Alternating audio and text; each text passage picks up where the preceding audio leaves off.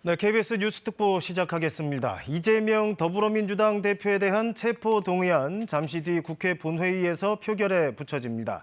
대장동 등 개발 사업 관련해서 배임 등 혐의, 또 성남FC 후원금 의혹 관련해서 뇌물 등의 혐의로 앞서 검찰이 구속영장을 청구하면서 오늘 체포동의안 표결까지 이르게 된 겁니다. 정치부 임종빈 기자와 관련 내용 정리하다가 현장 상황 들어오는 대로 전해드리겠습니다. 자, 임 기자, 오늘 한 본회의에서는 100개 넘는 안건이 처리된다고 하는데 일단 이 체포동의안 표결이 제일 먼저 이루어지겠죠? 네, 그렇습니다. 원래 인사에 관한 투표는 그 본회의에서 다른 안건에 비해서 가장 먼저 처리하도록 규정이 돼 있습니다. 네. 아마 김진표 국회의장이 의사일정 제1항으로 이재명 대표 체포동의안을 상정을 하게 되고 네. 그다음에 한동훈 법무장관이 체포동의 요청 이유를 설명을 하게 됩니다. 네. 지난해 12월 노웅래 의원 체포동의안 때는 이 체포동의 요청 이유 설명이 약 6, 7분 정도 됐었거든요. 네. 근데 제안 설명에는 사실 정해진 시간이 없습니다. 그리고 검찰이 이재명 대표에게 적용한 혐의가 워낙 많고 내용이 방대하기 때문에 그때보다는 시간이 좀 더 걸릴 것으로 예상이 됩니다. 네, 지금 저희 옆에 화면에 임 기자 옆에 화면에 보면 국회 본회의장이 좀 잡히고 있는데 의원들이 하나둘 이제 자리에 들어오고 있는 모습을 확인할 수 있습니다. 그럼 잠시 뒤 이제 국회의장의 개의 선언과 함께 체포동의안 상정 그리고 지금 임 기자가 전해준 것처럼 각 발언들이 이어질 텐데. 자, 그러면 한동훈 법무부 장관의 체포동의 요청 이유 설명 이후에 이재명 대표 본인도 자기 입장을 설명할 수 있는 기회가 있죠. 네, 그렇습니다. 본회의에서 이제 신상 발언 이런 형식으로 발언을 신상 발언이요. 네. 근데 신상 발언은 제한 시간이 있습니다. 네. 한동훈 장관과는 달리 약 5분의 제한 시간이 있습니다. 그래서 길지 않은 시간이기 때문에 아마 신상 발언을 하게 된다면 미리 준비해온 내용을 아마 읽지 않을까 하는 생각이 들고 네. 그리고 앞서 한동훈 장관의 발언 내용에 따라서 준비해온 내용에서 좀 달라진 내용이 나올 수도 있을 것 같습니다. 그동안 이재명 대표가 이제 기자회견도 여러 차례 열었고 입장문도 여러 차례 냈었는데 그렇죠.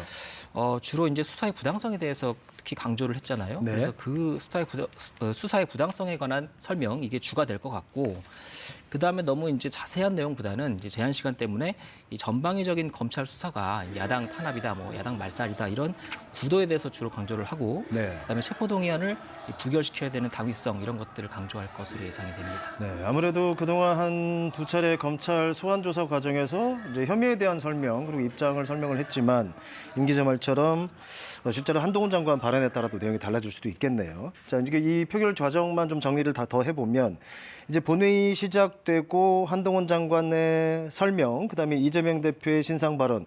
그러면 이제 투표가 시작되는 거 아닙니까? 그럼 결과가 어느 정도 있다 나올 수 있게 되는 건가요? 보통 이제 법안 처리할 때 보면은 전자식으로 그 자리에서 이제 가부를 눌러서 그렇죠. 처리하는 거 많이 보셨잖아요. 버튼을 누르죠. 근데 이제 인사에 관한 투표는 무기명으로 하게 돼 있습니다. 네. 특히 이제 수기식 무기명으로 하게 돼 있는데 의원들이 직접 일어나서 기표소 안으로 이제 걸어 들어간 다음에 네. 투표 용지에 직접 이제 가와 부를 한글로 이렇게 쓰는 방식이거든요. 네. 그래서 투표 자체도 이제 좀 오래 걸리고 그리고 그 투표 용지를 이제 검사하는 검표 작업 그리고 개표 작업도 시간이 좀 걸립니다.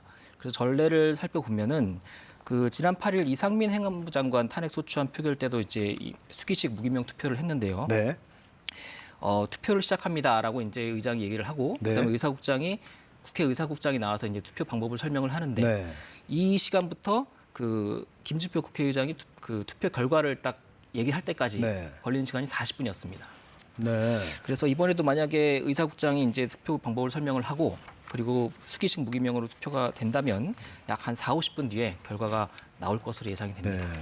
저희가 그래서 뉴스 특보를 이전 투표 때하고 좀 대비를 해봐서 이 투표하고 개표 과정은 좀 시간이 걸리기 때문에 저희도 뉴스 특보를 잠시 중단했다가 이따 개표 결과 발표 때 다시 연결을 해서 개표 결과 발표를 뉴스 특보로 전해드릴 예정인데 자, 그러면 체포 동의안 가결, 부결 이제 아무래도 의석수에 따라서 조건이 있을 거 아닙니까? 네, 다른 법안과 마찬가지로 의원 과반이 일단 출석을 해야 됩니다. 네. 그리고 그 출석한 의원의 과반이 찬성을 해야지 체포동의안이 가결이 되는 거죠. 네. 지금 현재 국회의원 제적 인원수가 299명. 그렇죠. 이고 전체가 출석을 다 한다라고 가정하면 150표 이상이 나오면 체포동의안이 오늘 가결이 돼서 통과가 되는 겁니다. 네. 일단 국민의힘 의원이 115명이고 모두 찬성인 입장이겠죠, 물론. 그렇죠. 그리고 국무위원들 이제 추경호 경제부총리, 권영세 통일부 장관, 그리고 박진 외교부 장관도 현재 국회의원 신분이기 때문에 투표에 네. 참여를 할 수가 있습니다. 그래서 국무위원들도 오늘 본회의에 모두 나와서 뭐 찬성이든 반대든 투표를 할 것으로 보이는데 모두 국민의힘 소속이기 때문에 아마 찬성표를 던질 것으로 예상이 되는 상황이죠. 네. 그리고 이제 양당이 아니고 이제 다른 정의당 6명의 의원이 있는데 그동안에 이제 국회의원의 불체포 특권을 포기해야 한다. 네. 이 불체포 특권을 없애야 한다는 입장이었기 때문에 당연히 오늘 불체포 특권 포기 압박의 일환으로 네. 체포동의안에 찬성을 할 것으로 예상이 됩니다. 네. 그리고 나머지 의원들 그 원내 이제 다른 정당들을 보면 시대전환 있고 그리고 기본소득당이 있거든요. 그 시대전환 조정은 의원은 일단 체포동의안에 찬성할 것으로 보이고요. 네, 잠시만요. 지금 화면에 보면은 지금 이제 국회 본회의장 그 의원들이 착석하고 있는 과정을 보고 계신데 저 오른쪽에 의원들이 많이 앉아 있단 말인데 지금 저 좌석 분포가 어떻게 되죠? 각 당 정당별로? 네, 정당별로 보면은 민주당이 169석, 네. 그리고 국민의힘이 115석인데 지금 민주당이 그 2시부터 의원총회를 열었거든요. 네.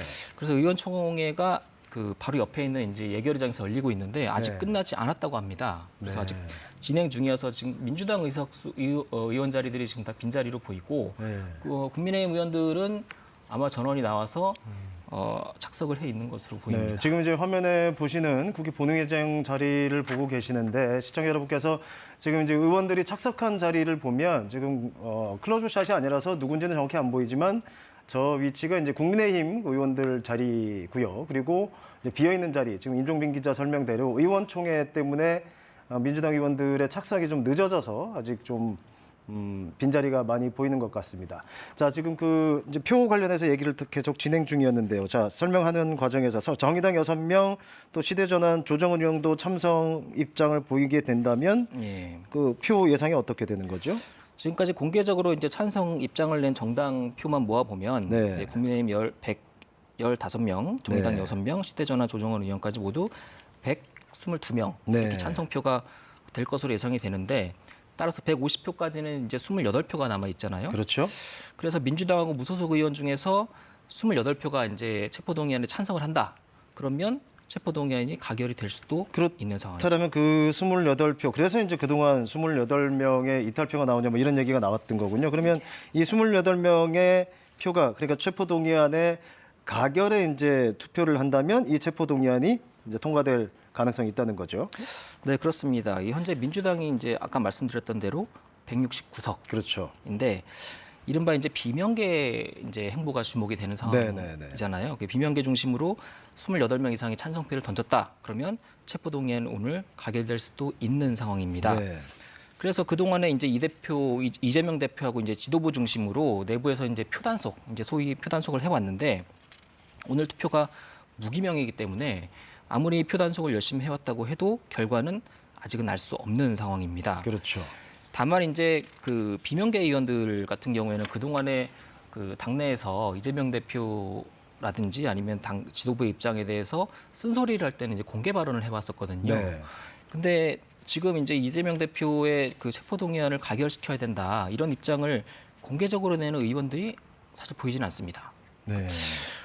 다만 이제 의외로 부결시켜야 한다는 목소리가 나오기도 했는데 그렇죠. 서른 의원 같은 경우에 네. 얼마 전 의원총회에서 체포동의안을 부결시켜야 한다 이렇게 공개 발언을 하기도 했습니다. 그래서 이제 당시 의원총회에서 이 당론으로 부결 입장을 정리할 줄 알았는데 그런 예상이 많았는데 이제 그러지는 않았던 것도 이런 요인이 있었겠죠. 네, 그렇습니다. 그리고 이제 그 아까 말했던 그 시대전환과 함께 이제 기본소득당도 네. 있는데 기본소득당 용해인 의원은 공개적으로 기자회견을 열어서 나는 반대표를 던지겠다 이렇게 공개적으로 얘기를 했습니다. 네, 이 부분도 좀 흥미로워요. 소수 정당에서 시대전환 의원은 찬성표를 던지겠다고 했고 기본소득당 용혜인 의원은 반대표를 던지겠다. 그래서 좀 입장이 좀 갈리기도 했고요. 예, 그 용 의원 같은 경우에 이제 그 명분으로 체포동의안이 이제 국회 그 헌법이 보장한 네. 국회 입법부를 보호하는 헌법적 장치다. 네. 그래서 체포동의안 자체를 이제 존치를 해야 된다, 유지를 해야 된다 이런 입장이어서 그리고 그 체포동의안의 당위성을 넘어서 이재명 대표 구속영장의 내용을 살펴보니까 그 구속될 만한 사안이 약간 아니다.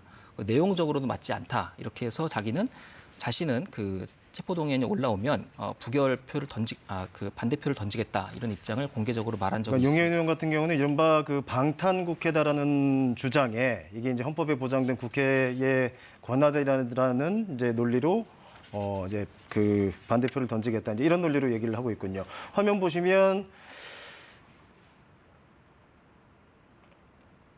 예, 게재하도록 하겠습니다. 의사일정 제1항 국회의원 이재명 체포동의안을 상입니다. 한동훈 법무부 장관 나오셔서 체포동의 요청 이유를 설명해 주시기 바랍니다.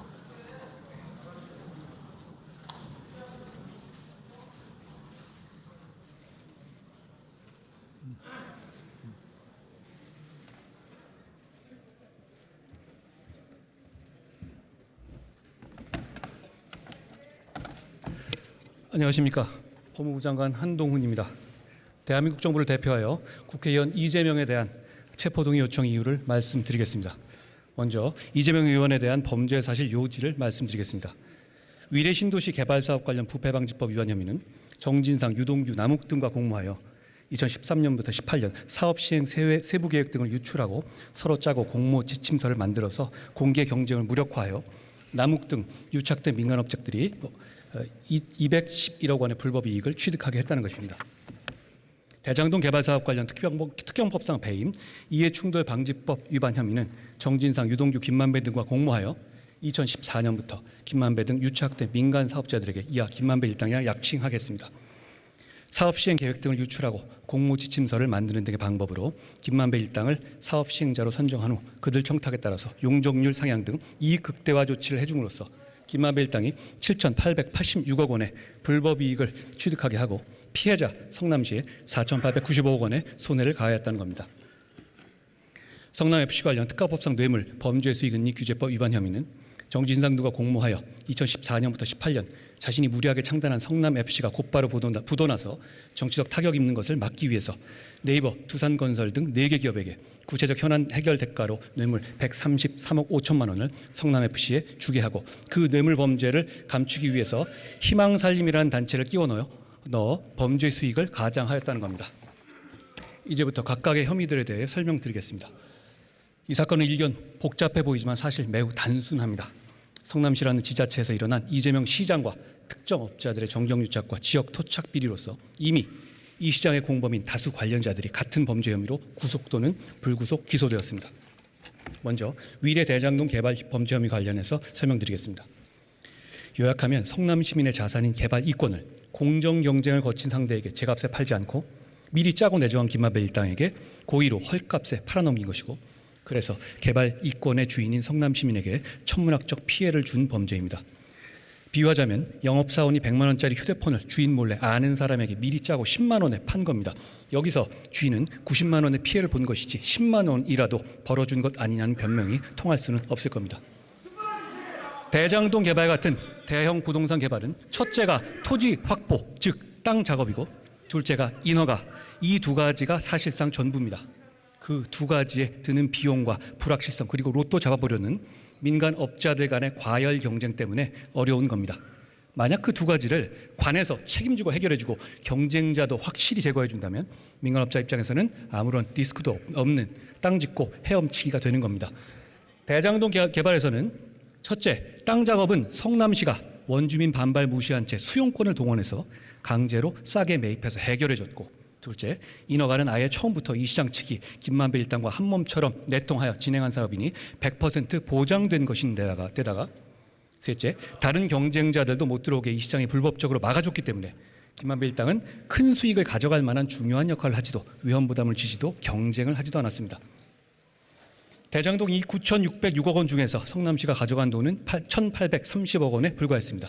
그렇게 성남시가 일은 다 해놓고 이익은 성남 시민이 아닌 이 시장 측과 유착된 김만배 일당이 독식하게 한 것이 이 범죄의 본질입니다. 이제 이 시장 측과 김만배 일당의 유착에 대해서 살펴보겠습니다.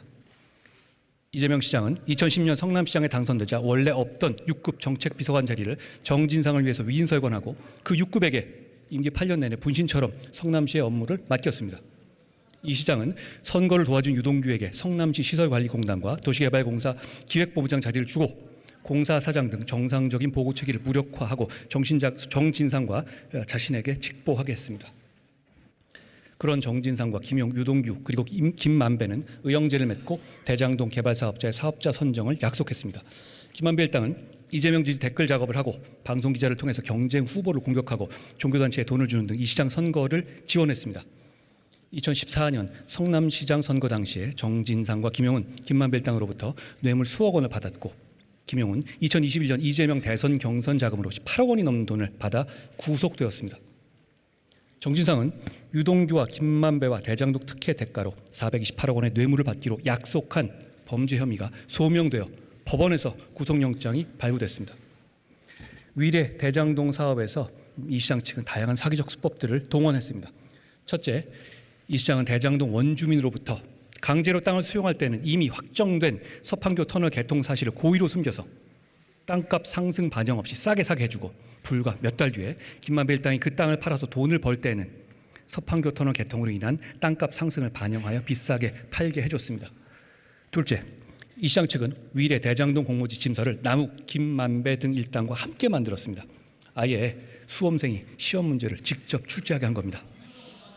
셋째, 좀 더 편하게 내통하게 하기 위해서 김만배 일당 사람을 공사에 취업시켜서 공모지침서를 만드는 팀에 꽂아 넣기까지 했습니다.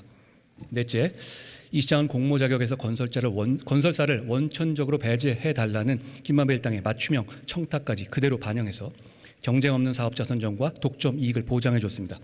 다섯째, 이 시장은 김만배 일당이 원하는 대로 용적률을 상향하고 임대아파트 비중을 줄여줬습니다. 여섯째, 김만배 일당의 주인인 특정 금전 신탁의 내역을 확인하고 폭증한 개발 이익을 성남시에서 가져와야 한다는 성남시 실무자들의 반대 의견이 묵살됐습니다. 일곱째, 이 시장이 하남시가 수익의 60% 이상 배당받은 사례를 보고받았지만 대장동 사업자를 선정할 때 수익의 70% 이상을 받아와야 한다는 성남시 실무진의 보고는 묵살됐습니다. 실제로 경쟁 사업자인 메리츠 컨소시엄은 공모 지침서 기준 외에 추가 이익을 공사에 배분하겠다고 제안한 바 있었습니다. 그런 사기적 내통의 결과 대장동에서 김만배 일당은 투자금으로 3억 5천만 원을 투자하고 그 2,000배가 넘는 7,886억 원이라는 천문학적 수익을 실제로 챙겼습니다. 아시다시피 국민 모두가 공분한 지점입니다. 성남시가 땅 작업에 수용권 행사해주고 인허가 원하는 대로 책임져주고 경쟁사까지 다 막아줬는데 김만배 일당이 뭘 했다고 성남 시민에게 돌아가야 할 돈 수천억 원을 가져가야 한다는 말입니까? 시민 입장에서는 단군 일의 최대 치적이 아니라 단군 일의 최대 손해라는 말이 어울린다 하겠습니다. 이제부터 성남FC 뇌물범죄 혐의도 요약해 설명드리겠습니다. 이 시장은 성남시장 재선을 위한 치적을 위해서 운영자금도 확보해두지 못한 상태에서 무리하게 성남FC를 창단했습니다만 그야말로 곧바로 부도 위기를 맞았습니다. 그런 상황에서 성남FC의 부도는 이 시장의 정치적 부도를 의미했으므로 이를 모면하기 위해서 성남 시민의 자산인 인허가권을 거래하듯이 팔았던 것으로서 해결해야 할 현안이 있는 만만한 관내기업차를 골라서 이 시장 측이 먼저 흥정을 걸고 뇌물을 받았다는 것이 이 범죄의 본질입니다. 그 기업체들이 먼저 접근한 것이 전혀 아니었습니다. 두산건설은 용도 변경과 용적률 상향, 네이버는 건축 인허가 용적률 상향, 진출입로 변경, 차병원그룹은 부지매각 용도 변경 용적률 상향, 푸른위례는 분양가 심의, 아파트 준공 승인 등이 거래 대상이었고 이 시장이 실제로 다 들어줬습니다. 그 대가가 바로 133억 원이 넘는 현금 뇌물이었습니다. 그 과정에서 희극적 상황들이 속출했습니다. 첫째, 네이버는 축구팀 광고비 명목으로 수십억 원을 내면서도 광고를 하기는커녕 외부에서 모르게 비밀로 하려고 전전긍긍했습니다. 기업이 광고비 내고도 광고를 비밀로 하기를 원했다는 사실이 이 돈의 실질이 부정한 돈이라는 것을 단적으로 보여주는 것입니다. 둘째, 후불제 뇌물, 할부식 뇌물 방식으로 뇌물이 지급됐습니다. 기업들이 이재명 시장 믿지 못하고 약속한 청탁을 실제로 들어주는 것을 건건히 확인하고 나서야 뇌물을 지급한 것이었습니다. 불법의 대가성이 이렇게 명확하고 노골적이었습니다. 셋째, 성남FC는 이 시장의 선거 지원과 측근들을 챙기는 용도로도 활용됐습니다. 이 시장은 각종 지지단체나 선거 캠프에서 활동한 사람들을 성남FC의 이사나 감사 직원으로 채용했고 실제 광고비 모금에 기여하지 않았는데도 급여나 성과금으로 수억 원씩 지급하고 다시 선거 캠프나 정치적 행사 후원금 모집에 동원하기도 했습니다. 인허가는 사고 팔 수 있는 물건이어서는 안 됩니다. 그렇게 된다면 돈 있고 빽 있는 사람만 인허가를 받을 수 있게 됩니다. 결국 성남FC 사건은 이재명 시장이 성남 시민의 자산인 인허가권을 사유하여 현안 있는 기업들을 타겟으로 노골적인 인허가 장사를 한 것이었습니다. 이런 이 시장의 인허가 장사 결과 두산건설은 토지 매입 대금 대비 40배가 넘는 이익, 즉 126억 원에 매입한 토지로부터 5,493억 원의 개발이익을 얻었습니다. 일각에서는 이 시장 본인이 돈 직접 받지 않았으니 죄 없다고 아직도 주장하지만 제3자 뇌물죄는 본인이 한 푼도 받지 않아야 하는 것이고 한 푼이라도 받으면 단순 뇌물죄가 되는 겁니다. 이제 증거에 대해서 설명드리겠습니다. 이 사건의 특별한 점은 범죄가 장기간에 걸쳐서 공적 외형을 갖춘 채 진행되어 성남시와 그 상대인 기업들에게 범죄 혐의를 입증할 내부 자료, 즉 물적 증거가 많이 남아있다는 점입니다. 그런 방대한 물적 증거들 중에서 극히 일부만을 제가 예시하겠습니다. 위례 대장동 관련입니다. 이 시장은 최종 결정권자로서 김만배 일당의 청탁을 그대로 들어줬고 그 과정에서 직접 보고받고 자필로 서명한 문서 등이 물적 증거로서 다수 확보되었습니다. 한두 개만 예를 들면 결합 개발 타당성 검토 보고서 등은 이 시장이 2012년 당시 출자 지분율 이상의 적정 배당권 확보 방침을 세운 사실, 즉 사업 초기에 이미 개발 이익에 대한 성남시의 충분한 이익 확보 필요성과 가능성을 잘 알고 있었던 것을 보여주고 위례 신도시 사업 계약을 체결을 위한 사업 협약 체결을 위한 이면 계약서와 이 시장 결제 문서 등은 남욱 등을 미리 개발업자로 내정하고 공무지침에 반하여 건설사를 사업자로 참여시킨 사실을 보여주고 이 시장이 가필하고 결제한 서류들과 중간 보고회 회의록 등은 김만배 일당 청탁대로 대장동 개발에서 SPC 방식의 사업 진행, 서판교 터널의 개설과 용적률 상향, 일공단 분리 등을 결정한 사실을 보여줍니다. 성남FC 관련입니다. 이 시장 측으로부터 현안 해결 대가로 거액을 요구받고 성남FC에 돈을 지급할 시기와 액수를 노골적으로 흥정하는 상황이 그대로 기재된 성남시와 기업체의 각종 보고 문건, 회의록, 이메일이 다수 존재합니다. 역시 한두 개만 예를 들면 2014년 네이버와 정진상 회의록에는 이 시장이 성남FC 재정 문제를 고민 중이고 네이버가 직접 성남FC를 후원하는 것을 부담스러워한다는 것을 이 시장도 알고 있다는 내용과 성남시장 임기 내 연 20억 원씩 3년간 줄 것을 네이버에 요구하는 내용까지 담겨 있고 2015년 2월 네이버의 후원금 지급 일정 계획 검토 등 네이버 내부 자료에는 인허가의 단계에 맞춰서 40억 원을 4회에 걸쳐서 분할 지급하는 후불제 할부식 뇌물 지급의 구체적 계획이 드러나 있습니다. 이 시장은 2015년 7월에는 성남시의 두산에 대한 용도 변경 특혜 의혹이 제기되자 용도 변경 해주는 대신에 체육, 문화, 예술 등 지역사회 공헌으로 수십억 대를 지원한다는 글을 SNS에 직접 올렸습니다. 이제 와서 몰랐다고 할 수도 없는 것입니다. 시간 관계상 일부만 말씀드렸습니다만 다수의 물적 증거들이 구속영장 청구서에 적시된 사실관계와 정확히 일치합니다. 다음으로 인적 증거입니다. 이 사건은 관련자가 아주 많습니다. 그 한 명 한 명의 진술을 말씀드리기에는 시간이 부족하고 그럴 필요도 없어 보입니다. 왜냐하면 이재명 의원과 정진상을 제외한 사실상 모든 관련자들이 앞서 설명드린 범죄 혐의 내용과 물적 증거에 부합하는 진술을 하고 있기 때문입니다. 한두 명의 입에 의존한 수사가 아니라는 점을 말씀드립니다. 게다가 핵심 관련자들은 자신의 불이익과 형사처벌을 감수한 채 진술을 하고 있습니다. 유동규, 남욱 등 업자들뿐 아니라 네이버, 두산 등 기업 관련자들조차 자신들이 뇌물 공여죄로 처벌받을 것을 감수하면서도 진실을 말하고 있습니다. 이 사건들은 처음 법적 판단을 받는 사건들이 아닙니다. 잘 아시다시피 이 사건에 대해서 법원은 이미 여러 차례 불법에 대한 판단을 한 바 있습니다. 2021년 10월 이후에 유동규와 김만배, 남욱 등에 대해서 이 시장의 범죄 사실과 동일한 배임 등이 소명되어 법원에서 구속영장이 발부됐습니다. 정진상은 이 시장의 범죄 혐의 관련 부패 방지법 위반과 뇌물수수 혐의가 소명되어 김용훈, 김만배 일당으로부터 대선 경선 자금 수수가 소명되어 각각 법원에서 구속영장이 발부됐습니다. 그 밖에도 이 시장 범죄 혐의와 관련하여 최윤길, 정영학, 정민용, 주진영, 정재창 등이 기소됐으며 성남FC 관련해서 두산건설의 대표와 성남시 공무원도 이 시장에 대한 바로 이 범죄 혐의로 기소됐습니다. 게다가 얼마 전에 김만배는 두 번째로 구속됐습니다.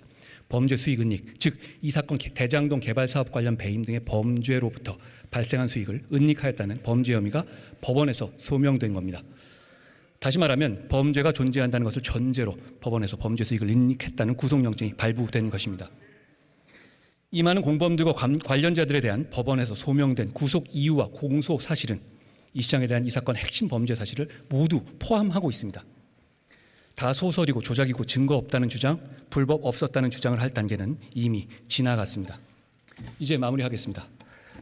대장동 사건, 위례 사건, 성남FC 사건은 죄질과 범행의 규모 면에서 단 한 건만으로도 구속이 될 만한 중대 범죄들입니다.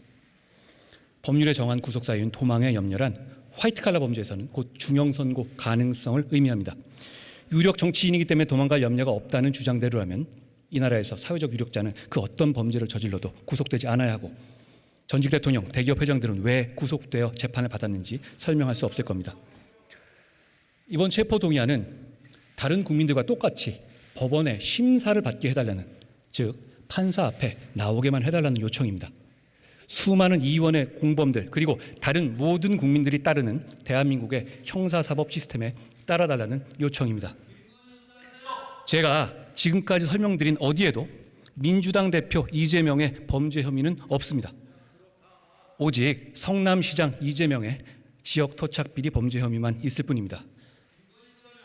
어떤 결정이 2023년에 대한민국의 상식과 법에 맞는 것인지 우리 모두 알고 있습니다.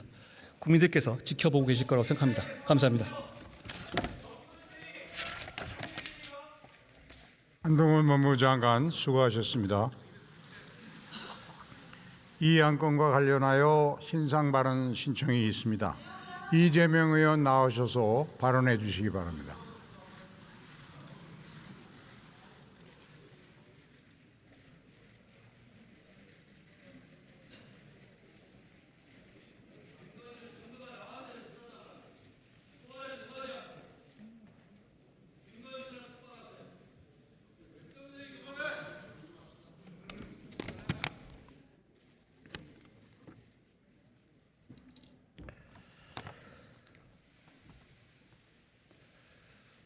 존경하는 국민 여러분, 김진표 의장님과 선배 동료 의원 여러분, 이재명입니다.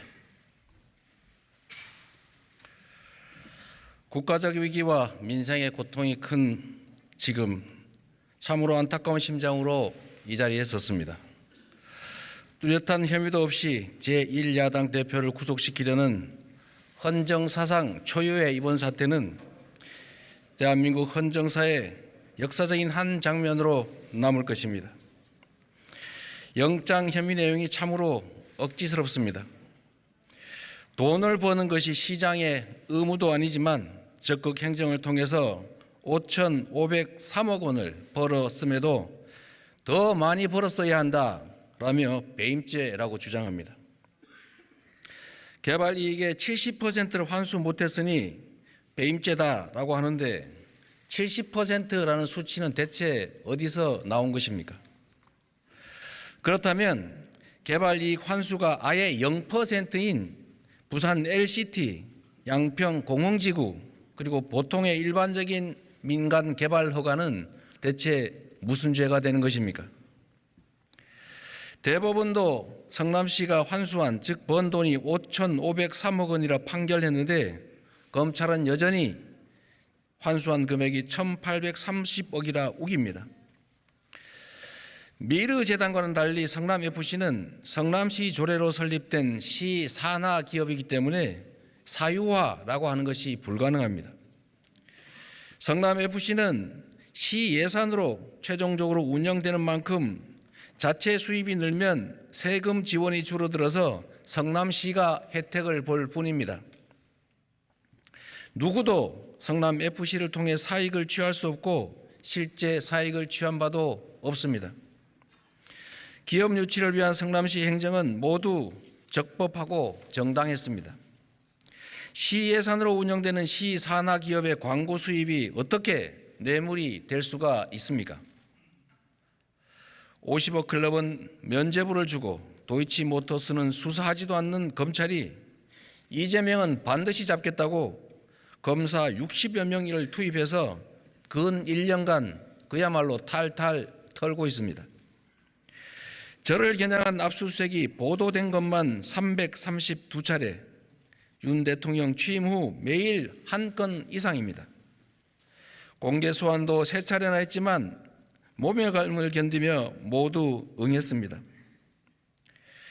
죄도 없이 저와 안다는 이유만으로 압수수색에 소환 조사를 받으면서 힘들어하는 주변 사람들을 볼 때마다 참으로 미안하기 그지 없었습니다. 수사가 사건이 아닌 사람을 향하고 있습니다. 목표물을 잡을 때까지 하는 사법 사냥입니다. 그런데 검찰에 목이 잡혀 궁박해진 이들의 바뀐 진술 말고는 그 장기간의 대규모 먼지털이 수사에도 아무 증거가 나오지 않습니다. 오히려 1,000억 이상을 추가 부담시켜서 업자들이 욕을 하면서 반발한 사실이나 정영학 녹취록 내용 같은 무죄의 정황만 차고 넘칩니다. 무죄 추정 원칙, 불구속 수사 원칙은 차치하고라도 소환 요구에 모두 응했고 주거 부정이나 도주, 증거 인멸 같은 구속 사유도 전혀 없습니다.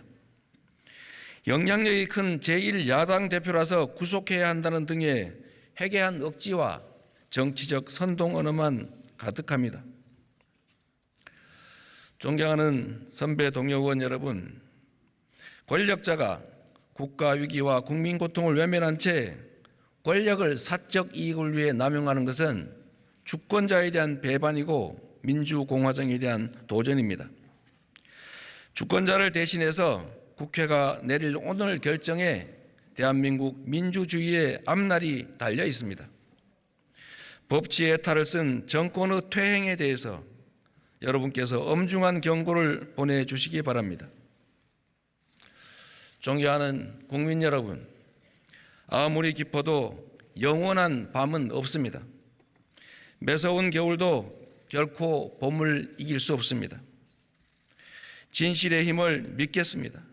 그리고 국민과 역사의 힘을 믿겠습니다. 고맙습니다.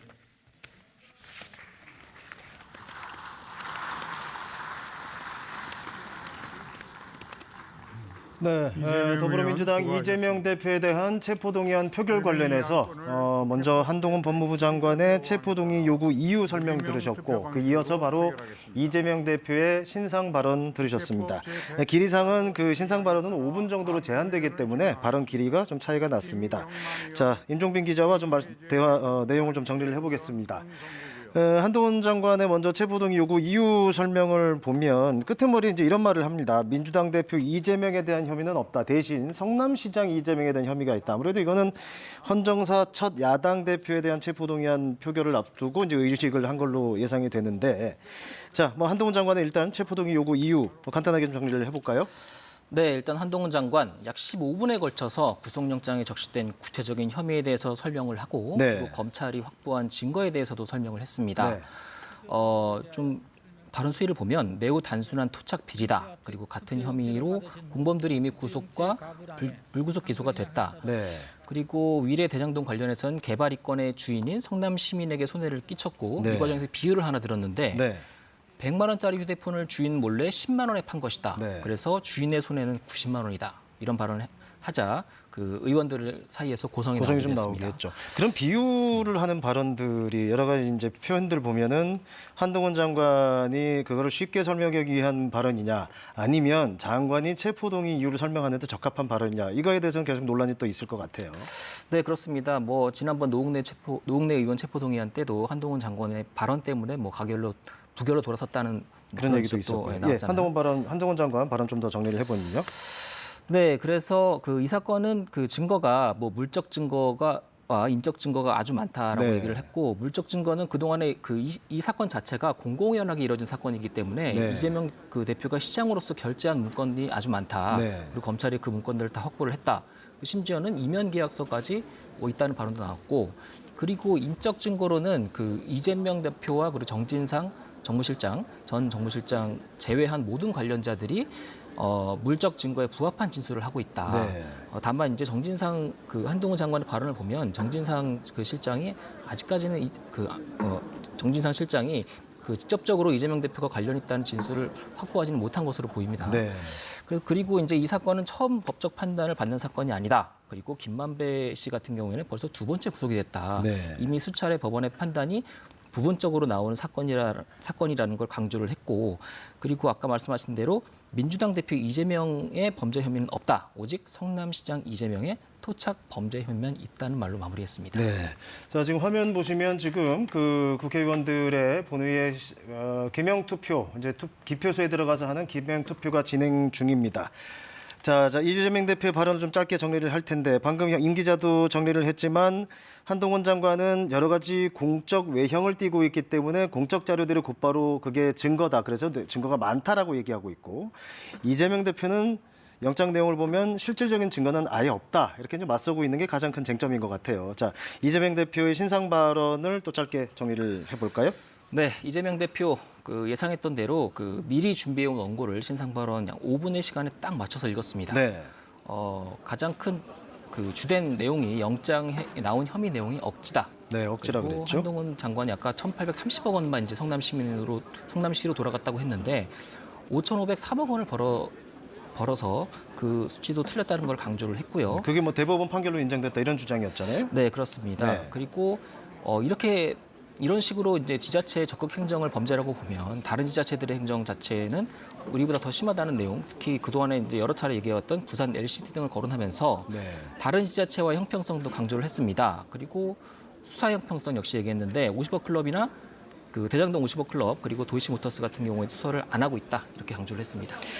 네, 알겠습니다. 자, 지금까지 저희 KBS 뉴스특보 이재명 민주당 대표에 대한 체포동의안 표결 안건 상정부터 투표 개시 과정까지 보셨습니다. 잠시 저희 방송 보셨다가 투표 결과 나올 때쯤 다시 KBS 뉴스특보 연결해서 현장 상황 전해드리겠습니다. 고맙습니다.